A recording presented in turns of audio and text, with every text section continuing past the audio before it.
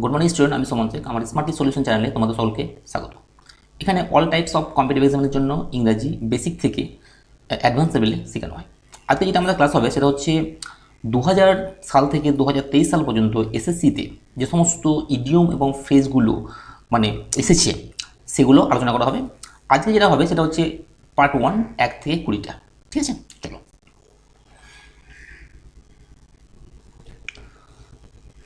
First question কি বলছে, two smell a rat. আমাদের স্মেল মানে কি, গন্ধ শোঙা, র্যাট মানে ইঁদুর। কিন্তু যখন ইডিয়ম হয়ে যাবে তখন মিনিংটা কি হয়ে যাবে দেখো, টু সাসপেক্ট সামথিং রং। এটা মিনিং কি হচ্ছে, টু সাসপেক্ট সামথিং রং মানে কোনো কিছু অনুমান করা যে তোমার বিরুদ্ধে কোনো কিছু ভুল হচ্ছে বা তোমার বিরুদ্ধে কোনো কিছু চক্রান্ত হচ্ছে। ঠিক আছে, এটা অনুমান করা, তার তার তার মিনিংটা হচ্ছে টু স্মেল এ র্যাট। ঠিক আছে, এখানে একটা এক্সাম্পল আছে, I smell a rat in the suggestion. আমি এই প্রস্তাবে একটা প্রতারণার গন্ধ পাচ্ছি। ঠিক আছে, তাহলে কোশ্চেনটা কি বলছে, টু স্মেল এ র্যাট। তাহলে এখানে যদি আমরা দেখি মানেগুলো, টু এক্সপিরিয়েন্স ব্যাড স্মেল, খারাপ গন্ধ পাওয়া, এটা তো হবে না। টু মিসআন্ডারস্ট্যান্ড, ভুল বোঝাবুঝি, এটাও হবে না। তাহলে যে to see a hidden meaning, কোনো গুপ্ত অর্থ বোঝা, তাও হবে না। গভীর অর্থ বোঝা, তাও হবে না। তাহলে কি হলো, টু সাসপেক্ট ট্রিক, কোনো প্রতারণা সন্দেহ করা। ঠিক আছে, তাহলে ফার্স্ট আনসার কি হয়ে গেল, ডিএটা। চলো নেক্সট কোশ্চেন। 2 নম্বর কোশ্চেন কি বলছে, টু টার্ন এ ডিপ ইয়ার। দেখো আমাদের ডিপ মানে কি, ডিপ মানে তো বধির, ইয়ার মানে কান। টু টার্ন এ ডিপ ইয়ার মানে কি হবে, টু টার্ন এ ডিপ ইয়ার এই যদি আমরা ইডিয়মে যদি মানে জানতে যাই তাহলে কি হবে দেখো, ডিক্লাইন টু লিসেন মানে না শোনা, মানে অবজ্ঞা করা। ঠিক আছে, মানে গুরুত্ব না দেওয়া কারো কথায়। এখানে যদি বলা হয়, একটা উদাহরণ দিয়েছে, to turn a deaf ear to my entreaties, সে আমার অনুরোধ শুনছেই না। ঠিক আছে, এবার কোশ্চেন আমরা যাই, কি বলছে, টু টার্ন এ ডিপ ইয়ার। এখানে প্রথম কার্ডটা কি বলছে দেখো, ডিসরিগার্ড, অবমাননা করা, এটা আমাদের হতে পারে। আচ্ছা, বাকি কোশ্চেন কথা কি বলছে, লিসেন কেয়ারফুলি, ভালো করে শোনা, এটা হবে না। ওয়েন ফারার, দূরে চলে যাওয়া হবে না। সাজেশন প্রস্তাব করা, এটা হবে না। তাহলে অ্যান্সার কি হয়ে গেল, ডিসরিগার্ড মানে অবমাননা করা বা ডিফাই করা। বা 3 নম্বর কোশ্চেন কি বলছে, 3 নম্বর কোশ্চেন বলছে, to blow one's own trumpet. দেখো ব্লো মানে বাজানো, ওয়ান্স ওন মানে নিজের, ট্রাম্পেট মানে বাঁশি। এখানে বাঁশি একটা ছবি আছে। ঠিক আছে, এটা মানে কি, এটা মানে হচ্ছে প্রেজ অন ইউর সেলফ, মানে তোমার নিজেকে প্রশংসা করা, মানে নিজের প্রশংসা মানে নিজের গুণগান করা কেমন হয়, to blow one's own trumpet. একটা উদাহরণ এখানে দেওয়া হয়েছে, you will be laughed at if you blow your own trumpet. তোমাকে ঠাট্টা করবে লোকে যদি তুমি নিজের প্রশংসা নিজেই করো। ঠিক আছে, তাহলে নিজের বাঁশি যদি নিজেই বানাতো লোক কি ঠাট্টা করবে। কোশ্চেনটা কি যে এসেছে কোশ্চেনটা, সেটা কি দেখো, টু প্লে অনস ওন ট্রাম্পেট, নিজের বাঁশি বাজানো, এটা হচ্ছে না। টু প্রেজ অন সেলফ, এটা নিজের প্রশংসা করা, এটা হয়ে গেল। 3 নম্বর কোশ্চেন বলছে, টু ক্রিয়েট নয়েজ ডিস্টারবেন্স, গোলমাল করা হবে না। To have a high pitch voice, চিন্তা করা, এটা হবে না। তাহলে অ্যান্সার কি হয়ে গেল, নিজের বাঁশি নিজেই বাজানো, তার মানে হচ্ছে নিজের প্রশংসা করা, টু প্রেজ অন সেলফ। ঠিক আছে, এবার দেখো কি বলছে, রেড লেটার ডে। রেড মানে তো লাল, লেটার ডে। আচ্ছা, এখানে রেড লেটার ডে মানে কি, লেটার ডে মানে হচ্ছে কোনো একটা গুরুত্বপূর্ণ দিন, শুভ দিন। ঠিক আছে, বা ইম্পর্টেন্ট দিন। ঠিক আছে, দেখুন আমাদের কাছে একটা ইম্পর্টেন্ট দিন কী হতে পারে, 15 আগস্ট একটা ইম্পর্টেন্ট দিন। ঠিক আছে, স্বাধীনতা দিবস। দেখেন কি বলছে, an auspicious or fortunate day, একটা শুভ দিন, একটা ভালো দিন, important day. 15 August is 15 August 1947 is a red letter day in the history of India, Bharat ইতিহাসে একটা গুরুত্বপূর্ণ দিন। এবার এখানে কি বলছে দেখো, প্রথম অপশনগুলো কি বলেছে, কালারফুল ডে, মানে কালারফুল ডে তো হবে না। ফ্যাটাল ডে, মারাত্মক দিন হবে না, মর্মান্তিক দিন হবে না। আনইম্পর্টেন্ট ডে, গুরুত্বহীন দিন হবে না। এ হ্যাপি অ্যান্ড সিগনিফিক্যান্ট ডে, তাহলে হয়ে গেল। ঠিক আছে, এ হ্যাপি অ্যান্ড কি সিগনিফিক্যান্ট ডে, একটা গুরুত্বপূর্ণ তাৎপর্যপূর্ণ দিন। ঠিক আছে, তারপর কোশ্চেন কি বলে দেখো, two get অনস on back. Two get অনস on back মানে কি, টু গেট অনস ওন ব্যাক মানে যদি আমরা যদি মিনিং করতে যাই তাহলে নিচে কি আছে মিনিং দেখো, টু গেট রিভেঞ্জ মানে প্রতিশোধ নেওয়া, and thereby a sense of personal satisfaction, এবং তারপরে নিজের সন্তুষ্টি পূর্ণ করা। প্রতিশোধ নিয়ে নিজের সন্তুষ্টি পূরণ করা। দেখো ছবি দেখেন, এই প্রতিশোধ নিয়ে সন্তুষ্টি পূরণ করছে। ঠিক আছে, তাহলে এখানে যদি আমরা অপশনগুলো মানে দেখতে যাই দেখেন কি বলছে দেখো, টু গেট হোল্ড অফ সামন, কাউকে ধরা, এটা হবে না। To get one's position back, হ্যাঁ, কারো পজিশনকে নিয়ে নেওয়া, এটাও হবে না, ফিরিয়ে দেওয়া। টু গেট কন্ট্রোল ওভার সামন, কারো উপর নিয়ন্ত্রণ বজায় রাখা, এটা হবে না। তাহলে টু গেট অনস রিভেঞ্জ, কারো প্রতি প্রতিশোধ নেওয়া, তাহলে অ্যান্সার হয়ে গেল এখন এটা। ঠিক আছে,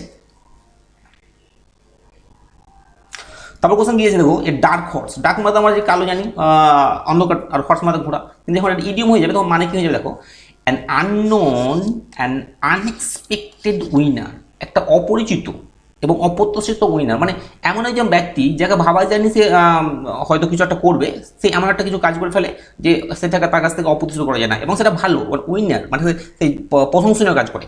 ঠিক আছে, তেমন কি বলছে, we are surprised that a dark horse like him won the prize. আমরা অবাক হলাম যে তার মতো একটা ডার্ক হর্স প্রাইজটা যদি জিতে নিল। তাহলে এখানে অপশনগুলো যদি আমরা দেখি কি বলি দেখো, প্রথম হচ্ছে আননোন পার্সন, অপরিচিত ব্যক্তি, এটা তো হবে না। নাইট মেয়ার, দুঃস্বপ্ন হবে না। ব্ল্যাক হর্স, কালো ঘোড়া হবে না। তাহলে আনফরসিন কম্পিটিটর মানে হচ্ছে একটা মানে আনফরসিন, ঠিক আছে, মানে আনএক্সপেক্টেড কম্পিটিটর মানে হচ্ছে প্রতিযোগী, মানে সে একটা উইনার। এখানে কি বলা যেতে পারে? উইনার। তাহলে অ্যান্সারটা কি হয়ে গেল? An unforeseen competitor. 7 নম্বর কোশ্চেন কি বলছে? The young and old sat cheek by jowl in the large audience. দেখো চিক বাই জল মানে কি?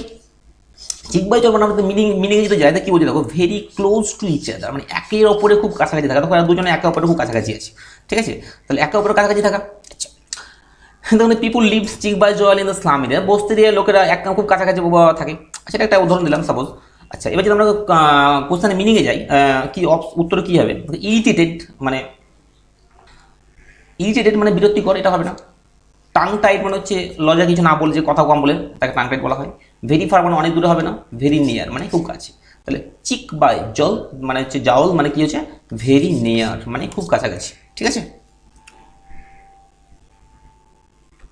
তারপর 8 নম্বর কোশ্চেন কি বলছে দেখো, এ few days before his death he made a clean breast of everything. আচ্ছা, কি বলছে দেখো, ক্লিন ব্রেস্ট অফ এভরিথিং মানে হচ্ছে যদি কেউ কোনো কিছু করে থাকে, রং হতে পারে বা ইরোর হতে পারে, এবং সে যদি সেটা ওপেনলি এবং অনেস্টলি প্রকাশ করে, তখন সেটাকে বলা হয় ক্লিন ব্রেস্ট অফ। যেখানে কি বলছে, admit and acknowledge wrong doing or error, কোনো একটা রং ডুইংকে সে অ্যাডমিট করছে, ঠিক আছে।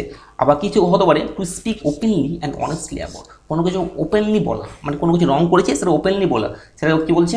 Clean breast of. দেখো এখানে এই একটা মানে খারাপ কাজ করেছে, এখানে ওপেনলি ক্ষমা চেয়ে নিচ্ছে, ঠিক আছে।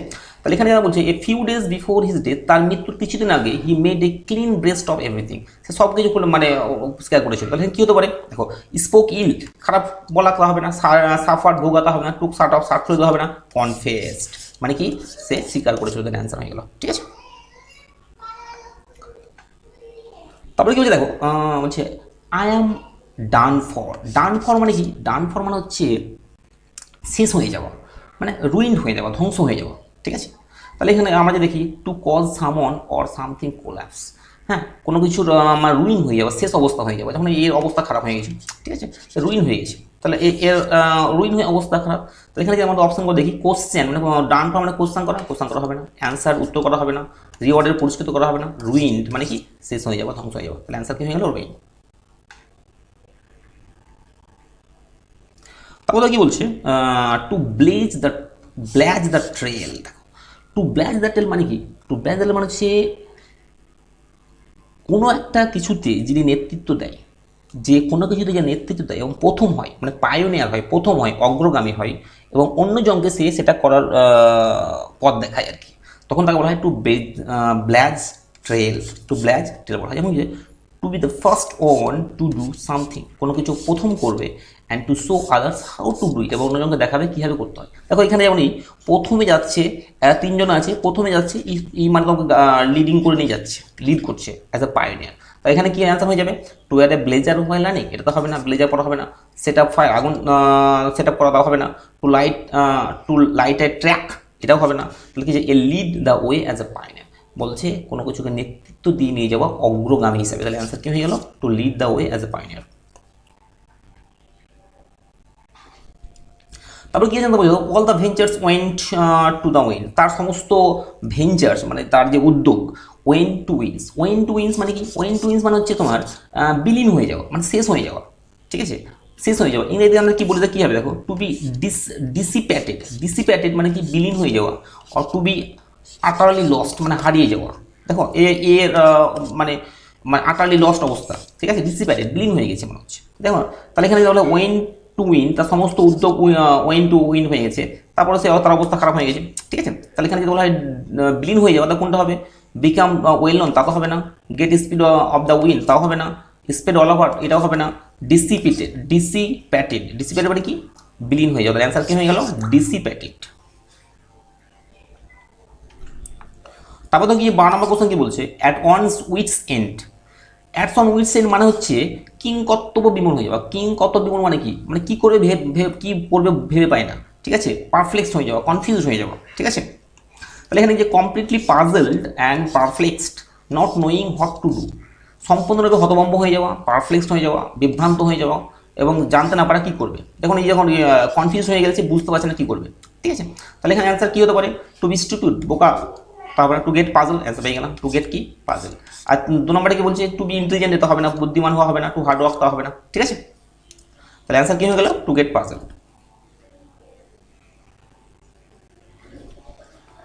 তারপরে বলছে to take someone to task. To take someone to task, এটা মানে হচ্ছে কি, এটা যদি মানে বলা যায় তাহলে হবে কাউকে সমালোচনা করা বা কাউকে বকা, ঠিক আছে, খারাপ কিছু বলা, ঠিক আছে, সমালোচনা করা এক কথা। এখানে এখানে মিনিংটা কি বলছে, টু ক্রিটিসাইজ সামন, কাউকে ক্রিটিসাইজ করা, রিপ্রোচ, কাউকে খারাপ কিছু বলা, স্কোল্ড, গালাগাল দেওয়া, বকা ইত্যাদি, ঠিক আছে। তাহলে এখানে অপশানগুলো কী কী আছে, টু প্রেজ সামন ফর দ্য ওয়ার্ক ডান, কাউকে প্রশংসা করা কাজের জন্য, না তা হবে না। Two take someone to his place of work, কাউকে কোনো তার কাজের জায়গায় নিয়ে যাওয়া, তা হবে না। টু অ্যাসাইন ওয়ার্ক টু সামন, কাউকে কাজ দেওয়া, তা হবে না। টু স্কল সামন, কাউকে বকা মানে কি সমালোচনা করা, রিপ্রোচ করা, ঠিক আছে, রিপ্রুভ করা যাকে বলছে, তাহলে কি হবে, টু স্কল সামন হয়ে গেল। Two take someone to task মানে টু স্কল সামন। তারপর কি বলছে দেখো, face the music. Face the music মানে কি, ফেস মানে তো মুখোমুখি হওয়া, মিউজিক মানে তো আমরা জানি গান, সুর। তাহলে ফেস দ্য মিউজিক মানে হচ্ছে কোনো একটা অস্বস্তিকর বা অস্বস্তিকর যে পরিণতি, হ্যাঁ, মানে অপ্রীতিকর পরিণতি যা বলা যেতে পারে, অপ্রীতিকর পরিণতি, সেটাকে মুখ বুঝে মেনে নেওয়া এবং সেটার বিরোধিতা না করে মেনে নেওয়া, তাকে বলা হয় ফেস দ্য মিউজিক। দেখো আমরা মিনিংটা যদি যাই, টু অ্যাকসেপ্ট মানে গ্রহণ করা, ফেস মুখোমুখি হওয়া, আনপ্লিজেন্ট অপ্রীতিকর কনসিকুয়েন্সেস পরিণতিকে। তারপরে এখানে দেখো আমাদের যখন দেশভাগ হয়েছিল তখন অনেককে এদেশ থেকে ওদেশ থেকে এদেশ চলে যেতে হয়েছিল, তখন তারা সেটা সহ্য করতে হয়েছিল পরিস্থিতিটাকে, ঠিক আছে, মুখ বুঝে। তাই অনেকে চলে যাচ্ছে, ঠিক আছে, কিছু করার থাকে না, মুখ বুঝে সহ্য করতে হয়, ঠিক আছে। ঠিক তেমনি এটা হচ্ছে টু ফেস দ্য তখন যেটা তখনকার যে পরিস্থিতিটা হচ্ছে টু ফেস দ্য মিউজিক, ঠিক আছে। তাই টু বি গ্রিটেড রুডলি, এটা তো হবে না। To be offered warm hospitality offered করা, কাউকে আতিথ্যতা দেওয়া, তা হবে না। To enjoy music programme enjoy করা, তাও হবে না। টু বিয়ার দ্য কনসিকুয়েন্সেস, দেখা পরিস্থিতিকে বিয়ার করা মানে অ্যাকসেপ্ট করা মানে ফেস করা। তাহলে অ্যান্সার কি হয়ে গেল, টু বিয়ার দ্য কনসিকুয়েন্সেস, মুখোমুখি হওয়া অপ্রীতিকর পরিস্থিতি, ঠিক আছে। তারপরে কি বলছে, হ্যাভ দ্য লাস্ট লাভ।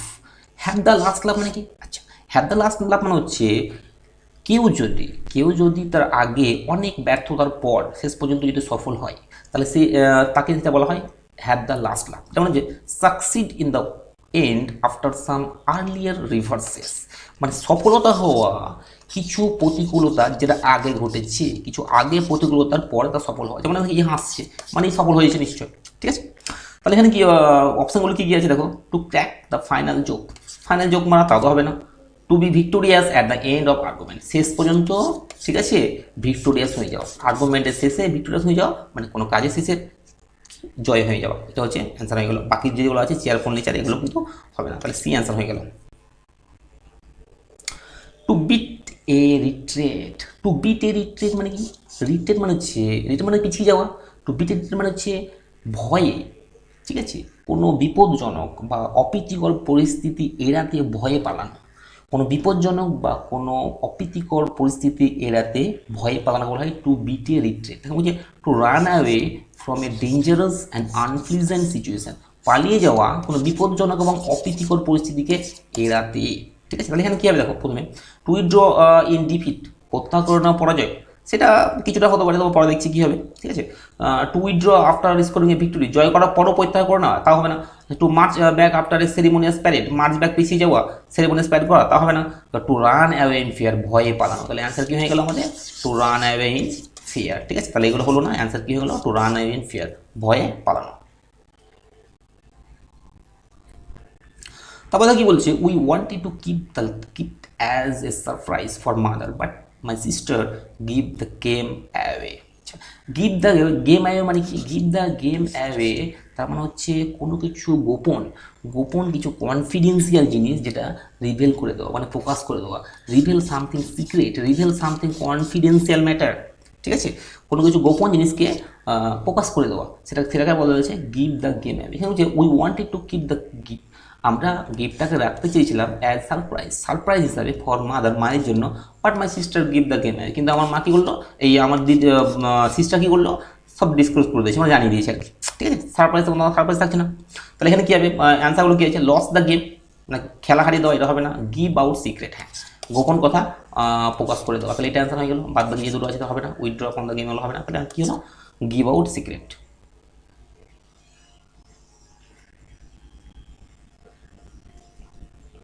তাহলে কি বলি দেখো, the watch dogs were asleep when the bulls ran right.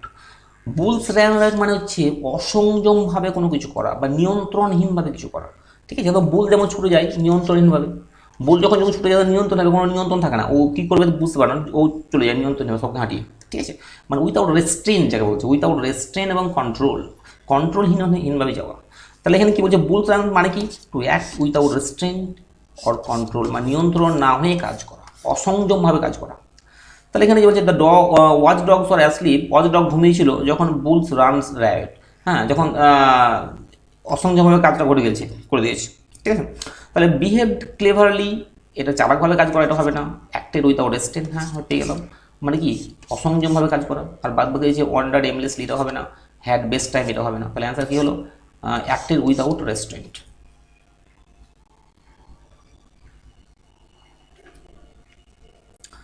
The foolish young man soon makes ducks and drakes of the vast property of his father left him.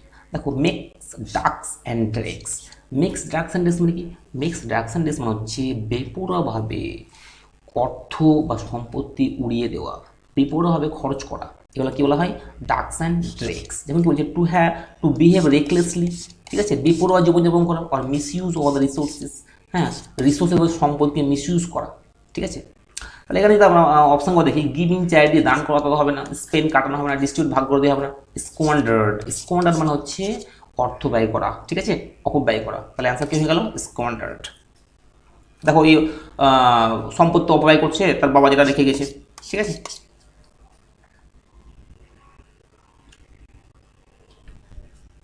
To give up the ghost, give up মানে ত্যাগ করা, ঘোষ মানে ভূত, কিন্তু to give up the Ghosh যখন idiom হয়ে যাবে তখন তারা মানে কি হয়ে যাবে, তখন তারা মানে হয়ে যাবে মারা যাওয়া, মানে টু ডাই। দেখো ইনি মারা গেছেন, ঠিক আছে, টু ডাই। তাহলে এই ছিল কুড়িটা কোশ্চেন এসএসসির প্রিভিয়াস ইয়ার্স। শুধুমাত্র এসএসসির জন্য নয়, এটা সমস্ত কম্পিটিটিভ এক্সামের জন্য যেগুলোতে ইংলিশ থাকবে তার জন্য ইডিয়ম একটা ইম্পর্টেন্ট পার্ট। সুতরাং যদি ভালো লাগে তো অবশ্যই একটা লাইক করবে আর অবশ্যই সাবস্ক্রাইব করবে। Thank you.